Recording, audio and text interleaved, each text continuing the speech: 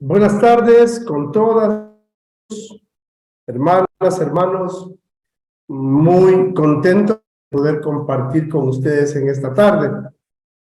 Ya contagiado con el espíritu de Rómulo, la oración que nos ha hecho esta tarde me ha dejado anonadado, porque si es difícil tener familias santas, si es difícil tener sacerdotes santos, y encima de eso querer tener autoridades santas, eso ya es pedir demasiado. Solo con la fe del Rómulo se puede llegar a ese extremo. Pues con esa fe voy a empezar. Me voy a disculpar con el Luchito Maldonado, que ya estuvo en la Eucaristía esta mañana, a las 7 de la mañana, así es que más o menos le va a tocar escuchar lo mismo, pero bueno, él sabrá por qué está conectado. Le saludo fuerte a Lucho, que veo que está conectado.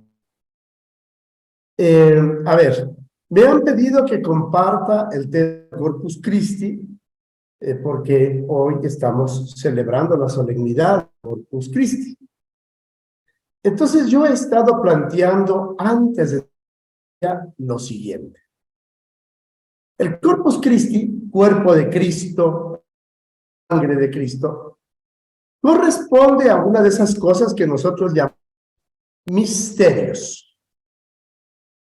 Y los misterios, en la comprensión bíblica y teológica, como he dicho, no son para comprenderlos, no son para entenderlos, son para comprenderlos. Si entramos en materia, los misterios no son para entenderlos, son para comprender. El entendimiento hace alusión al conocimiento racional, a la gestión del conocimiento, alude al intelecto, a la inteligencia. La comprensión alude al corazón. Comprender es ponerse en el lugar del otro, de la otra. Por tanto, entender y comprender no es lo mismo. Los misterios se comprenden, no se entienden. Por ejemplo, la anunciación no es para entender, es para comprender. María, dice el Evangelio de Lucas, no entendió nada, pero dijo sí, porque comprendió. El mes de junio está lleno de misterios. La ascensión no es para entenderla, es para comprenderla. La Santísima Trinidad no es para entenderla, es para comprenderla.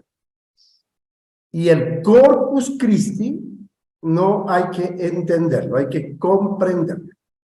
Porque además, en el entendimiento, en el entender, están como presupuesto las relaciones humanas. En las relaciones humanas, para nosotros poder llegar a acuerdos. Y si vamos a la etimología de la palabra, prefijo latín sin y cordis, por lo tanto, acordar es sin corazón. Son relaciones intelectuales. Comprender es con corazón. Así es que yo quiero que antes de entrar en materia, tengamos este presupuesto. Todo lo que ahora vamos a decir, aunque tenga elementos históricos, no van a entrar en la dimensión del entendimiento. Tienen que entrar en la dimensión de la comprensión. Este es un aprendizaje que va desde el corazón.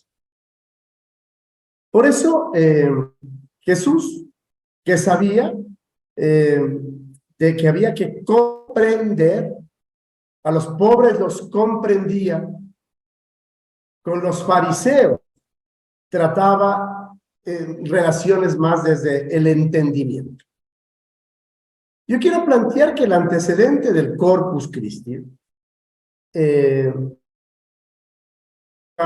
litúrgica y para nosotros en la dinámica pastoral, podríamos situarlo en ese pasaje de Lucas 4, 18, 19. La visita de Jesús a la sinagoga de Nazaret.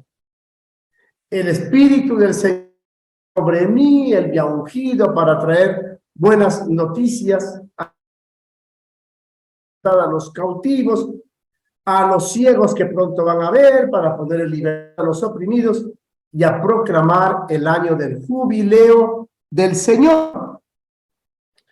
Por lo tanto, el Corpus tiene esta mirada. Se hace cuerpo en el cuerpo de la iglesia, deja su cuerpo porque dejar el cuerpo es dar la vida, es entregar la vida. Y entonces ese cuerpo, vida, va a dar la vida a los pobres, la libertad a los cautivos, a los ciegos la vista, la libertad a los oprimidos y el año del jubileo del Señor.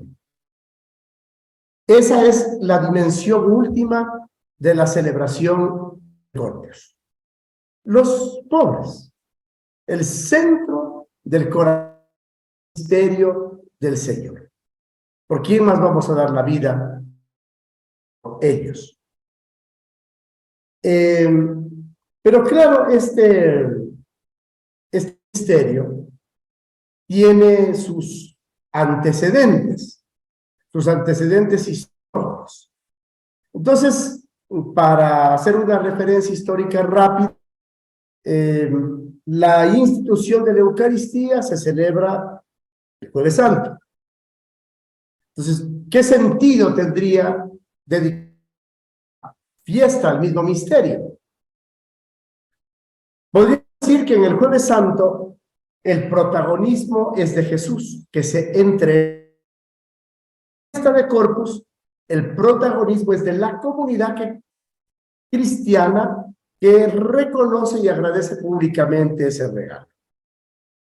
Esta fiesta comenzó a celebrarse en Bélgica en 1246 y adquirió su mayor difusión pública 2 siglos más tarde, en 1447, cuando el Papa Nicolás V recorrió procesionalmente con la Sagrada Forma las calles de Roma y pretendía 2 cosas: fomentar la y confesar públicamente la presencia de Jesucristo en el pan y en el vino. Eso en cuanto a la institucionalización de la solemnidad de Corpus. Más adelante, yendo más adelante, vamos a tener que buscar una histórica del Corpus Christi. Y esa relación histórica va a aparecer en el Antiguo Testamento, pero también así en la historia del pueblo de Israel. ¿Dónde comienza la historia del pan? Eso es lo que me preocupa compartir. La historia del pan comienza en el Éxodo. La historia del pan comienza en el Éxodo. ¿Cuándo comienza esta historia en el Éxodo? Comienza cuando este pueblo, que había sido sometido, vulnerado, maltratado, sometido a trabajos forzados, amenazado de muerte, castigado con látigo y con trabajos forzados, ¿por qué este pueblo lacerado, maltratado, castigado?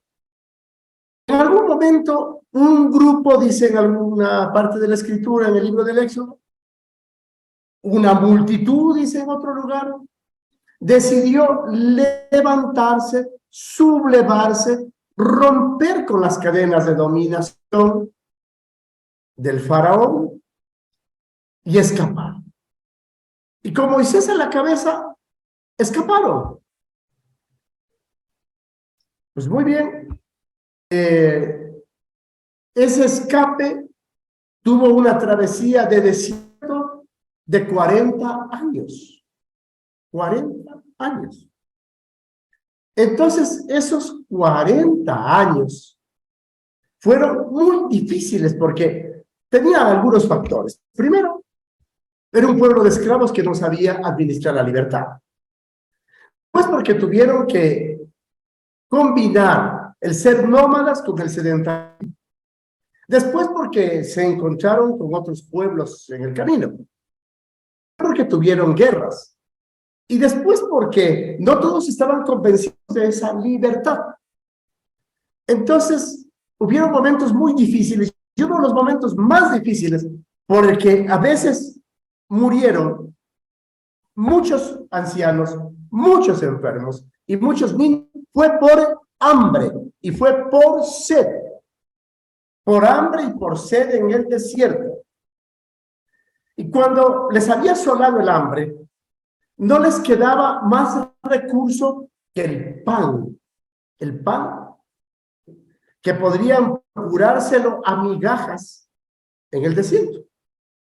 Según la tradición, cebada molida, trigo molido en mezclado con una porción de agua y convertido en una tostada, sin sal, sin dulce ni levadura. A esa tostada de cebada y agua, de trigo y agua, dorada en unas piedras calientes, le llamaron ácido. Cuando lograron llegar a la tierra prometida, a lo que luego se conocería como Israel, hicieron una fiesta que duraba 7 días. A esa fiesta la llamaron Pascua, que significa paso. Sintetizando el a la libertad. El paso de haber por fin alcanzado la tierra prometida y haber dejado atrás ese paso de 400 años de dominación imperial y de esclavitud de esos pueblos sometidos. El 7º día de la fiesta, que duraba 7 días, el sábado, había cena. El Shabbat. Y además de otros alimentos que había 3 imprescindibles. Cordero, el cordero pascual, que simbolizaba los tiempos de abundancia. El vino, que servía para brindar y que recordaba aquellos momentos en los que esa bebida sustituía a la escasa agua o a la ninguna agua. El pan ácido, que recordaba los momentos de escasez. Ese pan que sirvió para sobrevivir, que sirvió para salir de momentos en los que ya la muerte rondaban por los campamentos y les quedaba como último recurso de sobrevivencia el pan ácido. Por lo tanto, se convertía en pan de la vida, comparado solamente con aquella vez que cayó maná. Dicho esto, si yo lo pusiera en términos civiles, tendríamos que decir que Este era como un pan que sabía a libertad, que sabía a independencia. El pan ácimo tenía sabor a libertad, tenía sabor a independencia, tenía sabor a sobrevivencia. Ya en el Antiguo Testamento también hay otros acontecimientos relacionados con el pan. Por ejemplo, aquella vez cuando una gran multitud sin posibilidad de alimentarse evoca el antiguo Israel en su marcha desde Egipto hasta Cana, que es lo que estoy narrando, y cuando es alimentado por Dios con el maná y codornices gracias a la intercesión de Moisés. Pero también hay otro relato de Eliseo que le vendría espontáneo a la memoria, ¿no? Este profeta, uno de los más famosos de los primeros tiempos, estaba rodeado de un grupo abundante de discípulos de origen bastante humilde y pobre.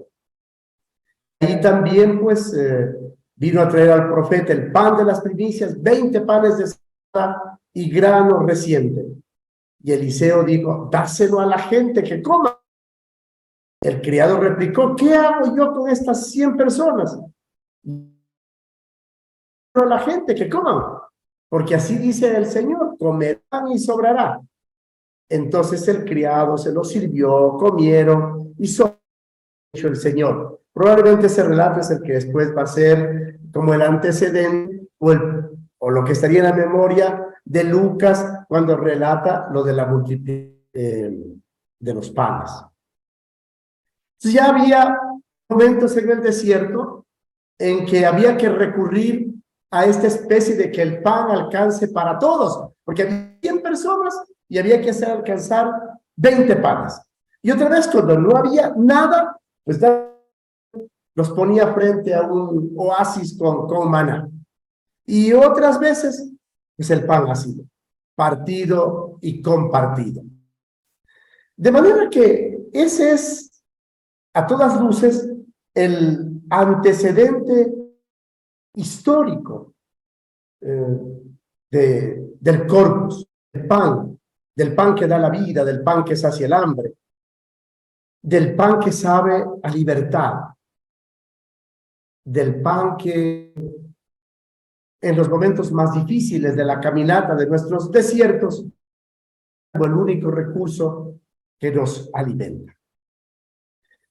También nosotros vamos a encontrar que en el libro del Génesis, en el 14, 18, 20, en una batalla casi mítica de 5 reyes contra 4, en la que termina tomando parte Abraham, al volver victorioso, devuelve al rey de Salem los prisioneros que le habían hecho, y su rey Melquisedec les sacó pan y vino y los bendijo.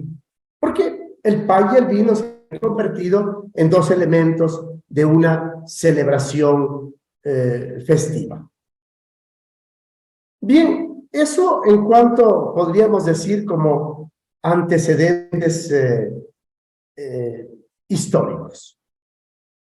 Siendo ese el antecedente histórico, Jesús va a usar ese elemento de la fiesta de Pascua, ese elemento del pan ácimo, para su cena pascual, porque estaba dentro de la Pascua y por lo tanto esta posibilidad de celebrar cena de Pascua.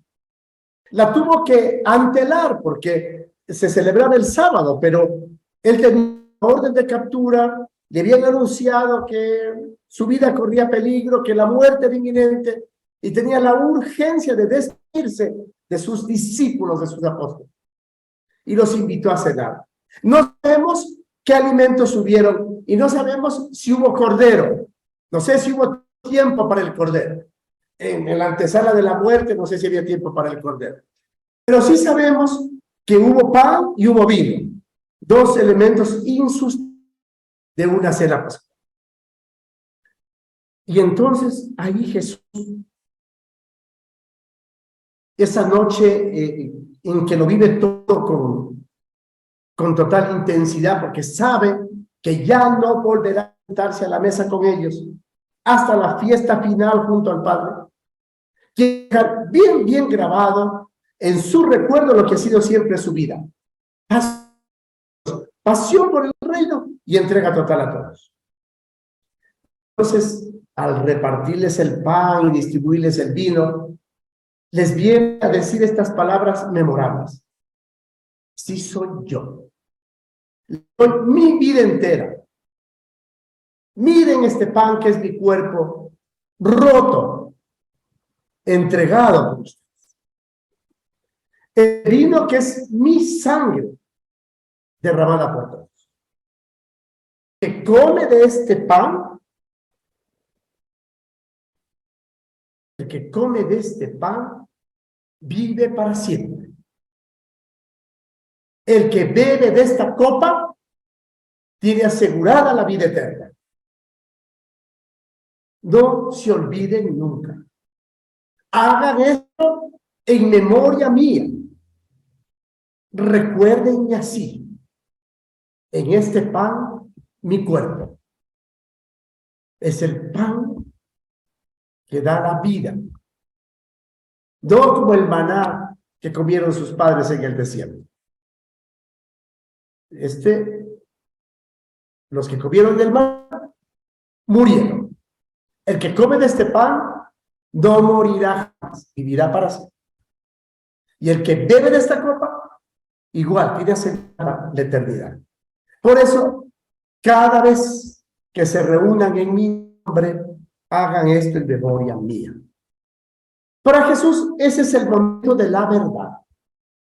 En esa cena, se reafirmen en su decisión de ir hasta el final en su fidelidad al proyecto de Dios.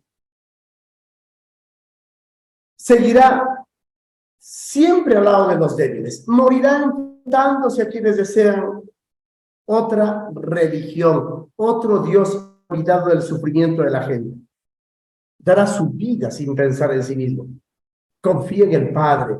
Lo dejará todo en sus manos.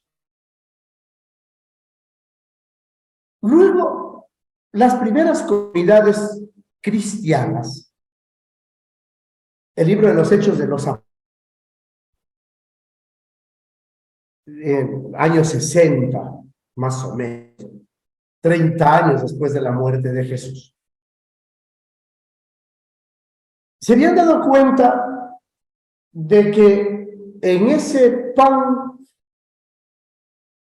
partido y compartido era donde realmente volvían al recuerdo del Señor, de su vida, de sus hechos, de sus palabras, de su entrega, de su intención diaria, cotidiana, de su fidelidad de labor a la comunidad discipular. Por lo tanto, dice el libro de los Hechos 2:42 y siguientes, que asiduamente al templo para la oración. Y luego, probablemente el domingo, Pablo va a decir después que era domingo, el día del Señor, primer día de la semana. Por eso de jueves la cena, viernes la muerte, sábado la resurrección. Al tercer día resucitó. Entonces, claro, ya no se celebraba el sábado, se celebraba el domingo, el día de la semana. Se reunían en sus casas para compartir los alimentos, para partir el pan, y todos comían con alegría y sencillez. Es decir, pasar el momento de la memoria dolorosa del acontecimiento sufriente de la muerte de Jesús y centrados ya en el acontecimiento de la resurrección. Probablemente desde la ascensión, cuando el ángel les jaló las orejas y les dijo: ¿qué hacen allí, hombres de Jerusalén? Mirando al cielo, dejen de abrir la boca. empiecen a mirar el suelo. Y entonces salieron a misionar. Ya ha pasado ese acontecimiento, la conciencia de ese acontecimiento, les devolvía la memoria primera. Entonces, nada, pues ahora el templo y a comer en las casas, la cena presidida por el anciano de la familia, el presbítero, el abuelo, y en esa cena había pan y había vino, el pan de la paz. Y era una cena festiva. Esa cena festiva tenía alegría y tenía sencillez. Además, compartían lo que tenían. Significa que cada uno traía su pan. Podríamos decir que ese relato vendría a ser los antecedentes de nuestras Eucaristías. Serán las primeras Eucaristías, las primeras cenas del Señor, ya en el ámbito de las primeras comunidades cristianas, fuera de la celebración de la Pascua judía. Esta era memoria de la Pascua cristiana. Y ya no tenía solo el sentido del paso, sino de que tenía la presencia de Jesús en esa cena, en ese pan. Pablo nos va a decir en la carta a los Corintios, que es la lectura que leímos hoy,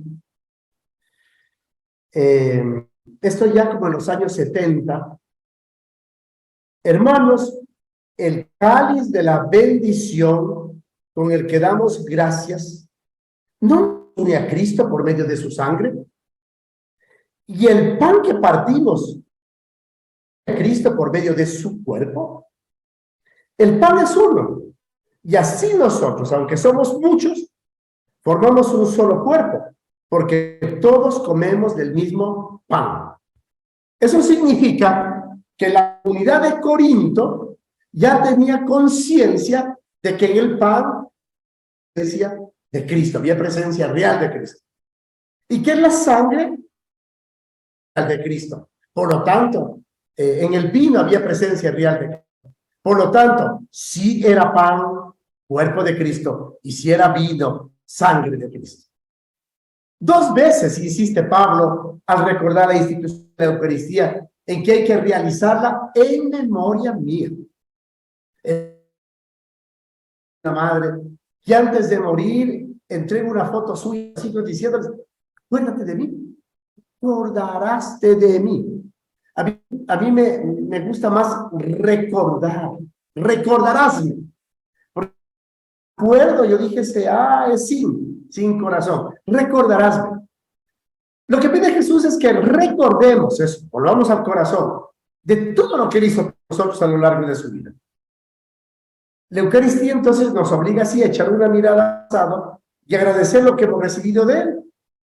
Pablo no omite la mirada pasada, pero la limita a la muerte de Jesús, a su acto supremo de entrega, y la proyecta luego al futuro, hasta que vuelva. Hagan esto en memoria mía. Y Pablo añade que vuelva. Por eso de la parucía. Pablo escribe estas palabras a propósito de los desórdenes que se habían introducido en la celebración de la Eucaristía en Corinto, porque algunos comían más, otros comían menos, otros no comían nada. Y algunos pues se quedaban con la reserva del vino hasta embriagarse. O se hartaban de comer mientras otros pasaban hambre. De corregir esa situación y le recuerda que, a ver, pan les hace, es pan en cuanto también es pan la comunidad porque se hace cuerpo. Es un solo cuerpo. El pan y la comunidad, cuerpo. El vino, la comunidad, sangre de Cristo. Por eso el Concilio Vaticano II nos dejó bien en claro que la iglesia es el cuerpo místico de Cristo. La comunidad también es cuerpo. Por eso no puede haber divisiones, porque se rompe el cuerpo. La comunidad tiene que mantener la comunión, justo la comunión de la mesa del altar, de la cena del Señor, es la que produce la unidad del cuerpo. Pan consagrado, comunidad, que celebra forman un solo. De alguna manera, todos nos hacemos Cristo en el cuerpo de la comunidad, en el cuerpo de la Eucaristía.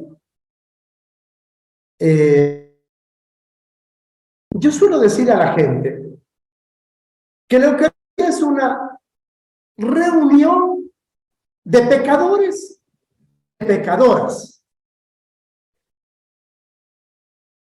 La misa, la Eucaristía es una reunión de pecadores y de pecadoras, presididos por otro pecador, que es el celebrante.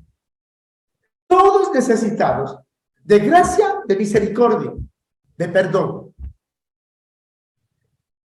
Si admitimos que la misa es una reunión de pecadores necesitados de misericordia, presididos por otro pecador, también es. Lo que no puede ser es una reunión de hipócritas, de falsos o de farsantes, que se reúnen alrededor de una palabra que no la viven, se reúnen alrededor de un pan del que no participan ni comparten, o se reúnen alrededor de una cena a la que se niegan a acercarse a la mesa cuando son invitados a ser parte del banquete. Entonces se vuelve una reunión no solo de pecadores, sino de falsos, de farsantes, de hipócritas. Y eso no puede ser. Para vos estar en la Eucaristía, necesitas por lo menos 3 acciones, 3 actos. El primero, ser. Tienes que ser cristiano, serlo en cuanto lo vives, en cuanto das testimonio, en cuanto eres testigo. Ser. Estar en el templo. Celebrando, estás. No es que estoy y no estoy. Tienes que estar con tu ser, con toda tu alma, con todo tu corazón. Y participar. Estas son las 3 actitudes fundamentales de la Eucaristía para la comunidad cristiana. Estar y participar. El mayor problema es que somos y no estamos. O estamos y no participamos. La mayoría de las Eucaristías tienen un aglomerado de gente que está y no está. Y al momento de la cena, pues no participa. Por eso Pablo les advierte seriamente. Cuando celebren la cena del Señor, no celebren una comida normal y corriente. Están recordando el último momento de la vida de Jesús, su entrega a la muerte por nosotros. Celebrar la Eucaristía es recordar el mayor acto de generosidad, incompatible con una actitud egoísta. Y en la segunda carta a los Corintios cuenta lo ocurrido en la última cena y lo más típico de la advertencia final. Cuando celebren la cena del Señor, no están celebrando una comida normal en la que unos se emborrachan o se hartan de comer mientras otros pasan hambre. Está recordando el momento último de la vida de Jesús, su amor por nosotros. Por lo tanto, celebrar la Eucaristía es recordar el mayor acto de generosidad y de amor, como he dicho, incompatible con una actitud egoísta. ¿Ya? No puede ser una actitud falsa. No puede ser una actitud en la que nosotros simplemente nos ponemos en una actitud de estar sin participar por cumplir, por una especie de obligación que no tiene nada que ver con celebración, que tiene que ser una necesidad. Por eso yo digo que la celebración de la Eucaristía es necesariamente una celebración a la que uno asiste por vocación. Hay que asistir por vocación. La vocación es un llamado. Uno tiene que sentirse llamado a estar con el Señor. Y ese llamado le invita a ser parte de un momento de acción de gracias, de fiesta, de oración, de adoración, que termina con la participación. Si uno no está llamado, si uno no ha despertado la vocación para la Eucaristía, sobra. Y todos sabemos aquí que cuando hacemos cosas que sobran, no tienen sentido, pierden el fundamento, pierden la noción primera, y cuando se pierde la noción primera, después cualquier adorno sustituye lo fundamental. La Eucaristía puede tener también otros dos elementos. El uno está en los discípulos de Emaús.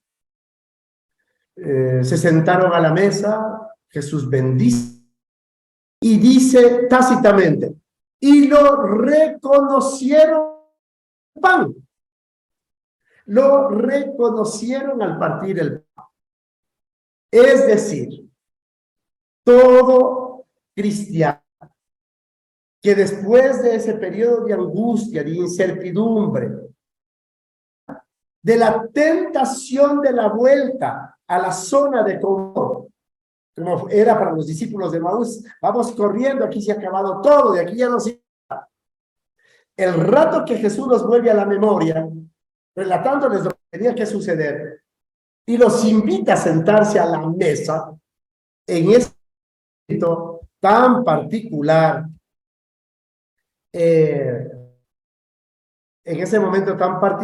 pues hace que su corazón se dé vueltas, se sienten acorralados, al acecho, a la insistencia de sus recuerdos, los fantasmas de la muerte del Mesías todavía los rodean, y entonces, conducidos por la palabra encendida de Jesús, los discípulos descubren este horizonte nuevo.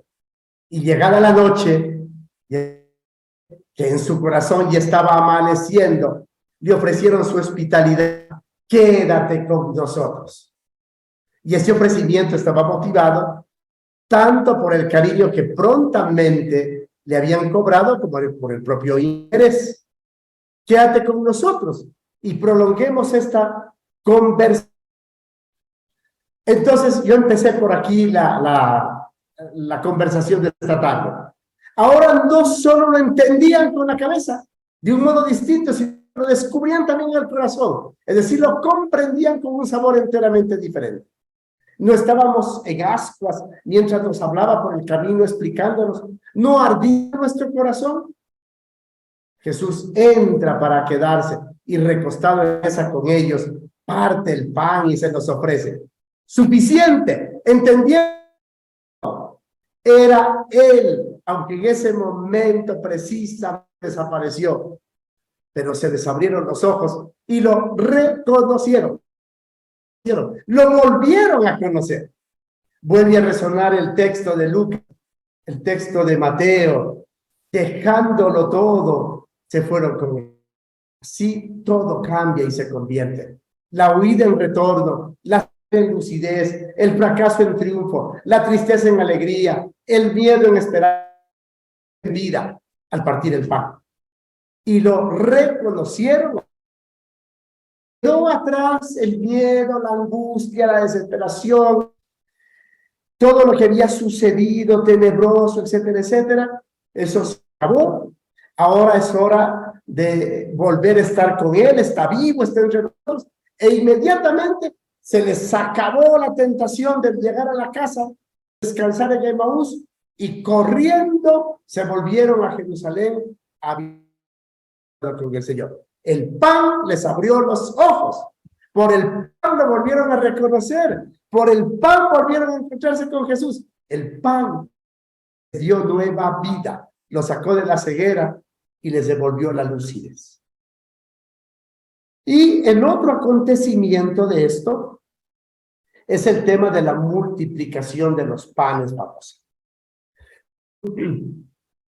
Ahí hay algunas preguntas que podríamos ponernos a pensar si ese era un acontecimiento histórico y si sucedió de esa manera, porque las preguntas podrían decir, ¿cómo se multiplicaron los panes? Eran 5,000. ¿En manos de Jesús o en manos de cada uno y de cada apóstol? Tienen que ir dando viajes de ida, de vuelta para recibir nuevos trozos cada vez que se acaban. ¿A quién se le ocurre ir a recoger las sobras, las migajas en la oscuridad de la noche, en medio de una multitud? Y no resulta casualidad que finalmente quedan 12 canastos. ¿Y cómo es que los apóstoles no se están en lo más mínimo? Son preguntas que parecen ridículas y que algunos pueden estar, son importantes para valorar rectamente lo que cuenta el Evangelio. ¿Qué sucede aquí? Es una, no creo, es la historia de este nacimiento. Caía la tarde, alguna había traído su fiambre, otra no, y tenían para compartir, y los que no habían traído no tenían nada, los que no tenían nada estaban muriéndose de hambre, y los que habían traído también se morían de hambre, pero no se atrevían a sacar. ¿Qué hacemos? Llega un momento en que los apóstoles le dicen a Jesús, Señor, falta pan, o no hay pan, no hay comida, es tarde, mándanos a la casa de que... Pero sí, ¿allí dónde? La ciudad más cercana, ¿dónde van a encontrar 5,000 panes al caer la tarde? Si es que eran 5,000. La ciudad vecina, más cercana a Cafarnaúm, tendría 1,500 personas, o sea, es una metáfora, es un hipérbole, una exageración de la realidad. Un grupo de gente, seguramente, bastantes, por cierto. Y que sabía que sus apóstoles, el uno tenía 2 pescados y el otro tenía 5 panes. Pero ellos tampoco se atrevían a sacar, porque el rato que sacas, o les das a todos o no le das a ninguno. No come nadie, etc. Eso nos pasa a todos nosotros, cuando nos toca compartir. Jesús, cuando le dice, Señor, ¿verdad qué hacemos? Denles de comer. Igual que Eliseo. 20 panes para 100 personas. Denles de comer. Señor, que se hacen daño. Señor, que no hay un lugar donde ir a comprar. Denles de comer. Punto. Se atrevieron así a sacar, pero el rato en que el uno sacó los peces y el otro sacó los panes, no los chicos, todo el mundo sacó lo que había traído. Y fue una minga de solidaridad. Y cuando los que tenían, los que habían traído fiambre, sacaron, compartieron, empezaron a repartir, alcanzó para todos y son. Porque el pan que no alcanza para nadie y se enmohece. Pero el pan que se comparte para todos y sobra. Eso de los 12 canastos.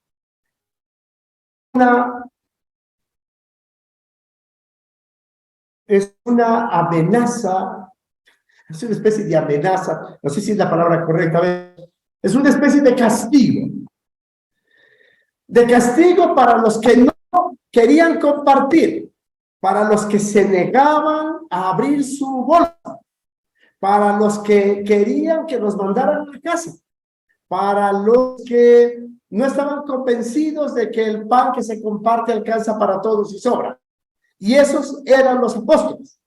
Por eso, cuando se recogen los pedazos, pues sobran 12 canastos. Es como decir, ya ven, ustedes que no querían compartir, ustedes que no querían repartir, ustedes que no querían hacerse cargo de la gente, ustedes que no querían darle, a ustedes que son egoístas, ustedes que se estaban guardando el pan, ustedes que eran de mezquindad, ustedes que no querían entrar en la dinámica de la solidaridad.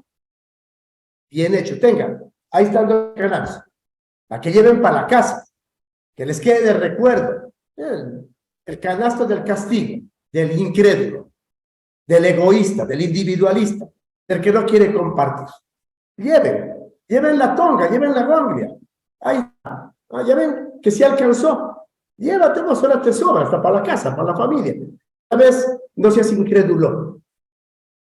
Ese canasto tiene marca de advertencia, tiene marca de admonición. Esa es la palabra correcta. Tiene marca de admonición para los incrédulos, para los que no creen, para los que no les gusta el compartir. Y tiene que ver con que no hay que olvidarnos de los. Entonces, cuando vemos esto, también podríamos decir que en nuestras comunidades pueden crecer en amor fraterno. Y es el momento de descubrir que no es posible seguir a Jesús y colaborar en el proyecto humanizador del Padre sin trabajar por una sociedad más justa, menos solidaria, menos egoísta, más responsable, menos frívola y consumista. Es también el momento de recuperar la fuerza humanizadora que se encierra en el compartir el pan. Es el momento de descubrir que no es posible seguir a Jesús y colaborar en el proyecto humanizador del Padre sin trabajar por una sociedad más justa. El encuentro de todos los cristianos reunidos cada domingo en torno a Jesús ha de convertirse en un lugar de concienciación, de impulso de solidaridad práctica. No podemos compartir el pan eucarístico ignorando el hambre de millones de seres humanos privados de pan y de justicia. No nos hemos de engañar, no podemos mirar a otro lado. En nuestro entorno más o menos cercano nos iremos encontrando con familias obligadas a vivir de la caridad, personas amenazadas de desahucio, vecinos golpeados por la falta de trabajo o empleo, enfermos sin saber cómo resolver su medicación, etcétera, etcétera. Si queremos descubrir el hondo significado de la Eucaristía, hemos de recuperar el simbolismo básico del pan y vino. Para subsistir, el ser humano necesita comer y beber. Y este simple hecho a veces está olvidado en las sociedades satisfechas de bienestar, revela que el ser humano no se fundamenta a sí mismo, sino que vive recibiendo misteriosamente la vida. Finalmente, quiero decir que alrededor de toda fiesta, de toda solemnidad, cultura. Y por ejemplo, en el caso mío de Cuenca,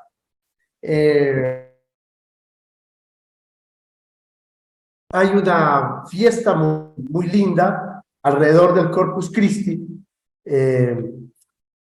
Está llena de pirotecnia, de bandas de pueblo, de dulces, y que ha sido aprovechada por los organismos estatales para el turismo religioso o para el turismo simplemente. Y se la promociona desde ese ámbito. Entonces, como hay muchos dulces, pues Corpus, la fiesta más dulce de Cuenca. El Corpus, la pirotecnia, la música. Yo digo aquí dos cosas. Una, que cuando las celebraciones litúrgicas religiosas quedan atrapadas en el templo y se vuelven lúgubres e inmóviles, el pueblo la rescata y la saca a la calle. Y cuando la rescata y la saca a la calle, en la calle se vuelven festivas.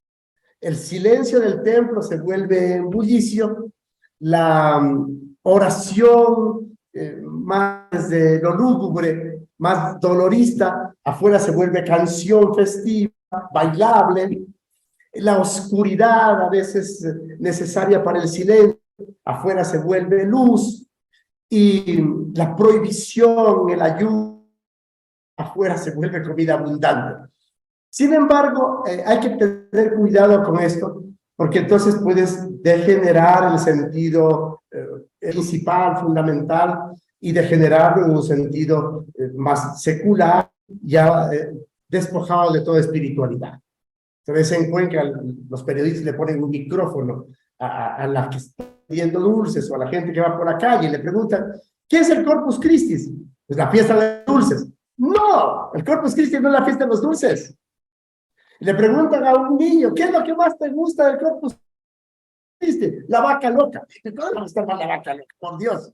No, es porque falta evangelización y porque hemos distorsionado el sentido del encuentro con Señor, que también es comida, que también es fiesta, que también es alegría, que también es solidaridad y que es vida en plenitud y abundante.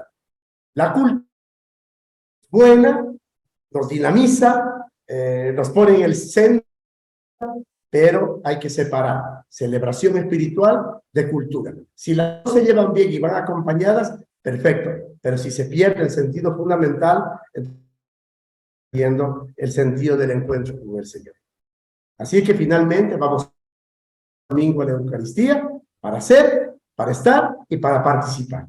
Y para saliendo de ahí, participar con los que quisieran venir y con los que necesitan el pan espiritual muy ligado al pan material para que Cristo se haga cuerpo en cada uno de ellos. Porque ese pan y ese vino se destruirán para los creyentes en el pan de vida y el cáliz de salvación en el momento que eso ya sea verdadera comida, en el momento que eso ya no sea verdadera bebida, una comida y una bebida que alimenta nuestra vida sobre la tierra, nos invitan a trabajarla y mejorarla y nos sostienen mientras caminamos hacia la vida eterna. Porque nosotros, ya cierro con esto, y ya cuando nos ponemos en el mundo de las especies, nosotros somos género humano. Y la palabra género,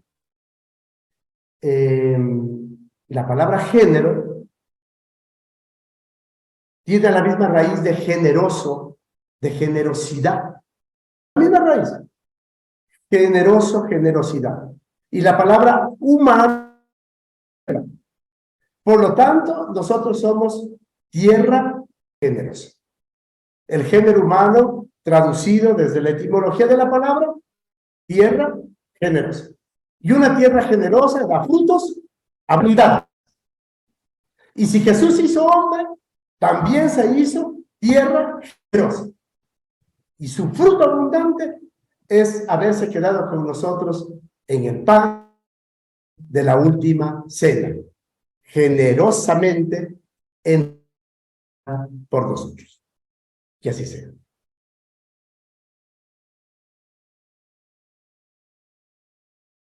Amén. Gracias, Padre Marco.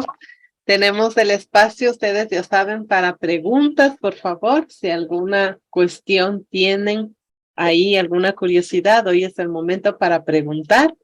Les voy a habilitar el chat también